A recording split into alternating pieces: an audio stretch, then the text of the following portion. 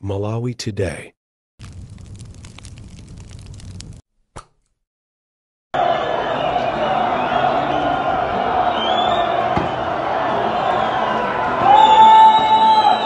Pamene mademo akupitirira mu mzinda wa Blantyre kumene kukulimbe, zinthu zodabwitsa zina zachitika pamene apolisi ayamba kuponya utsi okhesa misonzi. Monga mmene mukuonera mu video iyi, mutha kuona kuti ndi utsi ochuluka kwambiri. Ndipo izi zikuchitika pamene anthu akupanga mademo.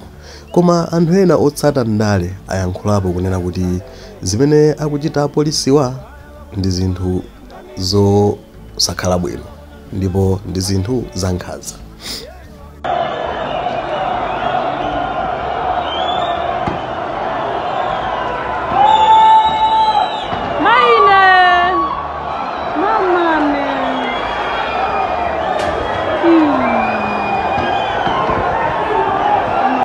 Iwo akamba izi chifukwa chonena kuti ulamuliro wa Lazarus Chakwera ndi ulamuliro wa nkhanza kwambiri, chifukwa chonena kuti anthu akulilongwe adapanga mademo koma palibe ndi mmodzi yemwe amene anatulutsa utsi okhesa misonzi.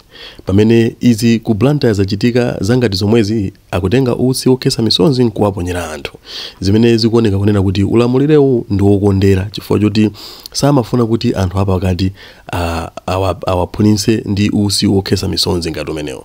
Zomene zikuonekadi kuti ndi zinthu zoona chifukwa zomwezi zinachitika kulilongwe koma palibe amene anaphunzitsidwa ndi utsi okhesa misonzi kapena kuti kuvulazidwa kwina kulikonse. Koma zimene zikuoneka apapa ndizonena kuti ku Blantyre anthu akuyenda chothawa chifukwa cha utsi okhesa misonzi mu ulamuliro wa democracy. Kodi zimenezi ndi zoyenera? Nde tatiye tikhale pompo pamene tikubweretsa zinthu zosiyanasiyana mu Malawi lero.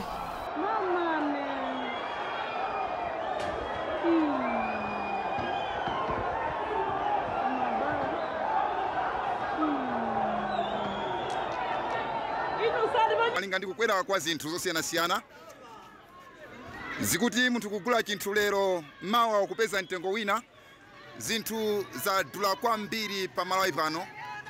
Amalawi akufuna zinthu zisike,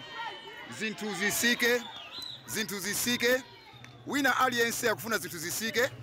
Sikuti ndi zipolowe ayi, koma anthu akufuna zinthu zisike mtengo. Ndimene limbi ikuyankhulira mama wa uno. Akuti zinthu zisike ndi zimene akufuna Malawi kuno. Zinthu zisike, malonjezano anthu ambiri alonjeza, a president alonjeza, aboma alonjeza, koma Amalawi akuti akufuna zinthu zisike, katundu wadula kwambiri.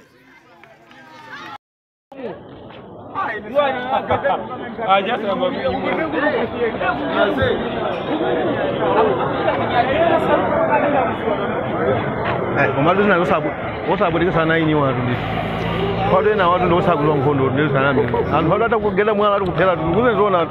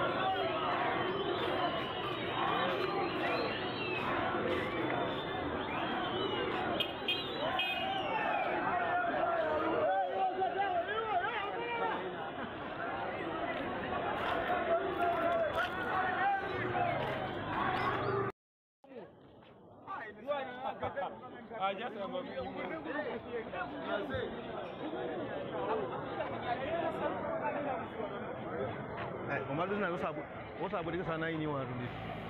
Kwado na watu ndo usabu lo nkondo ndi sana mimi. Antu hata kugenda mwana watu kuphela tukuze zona.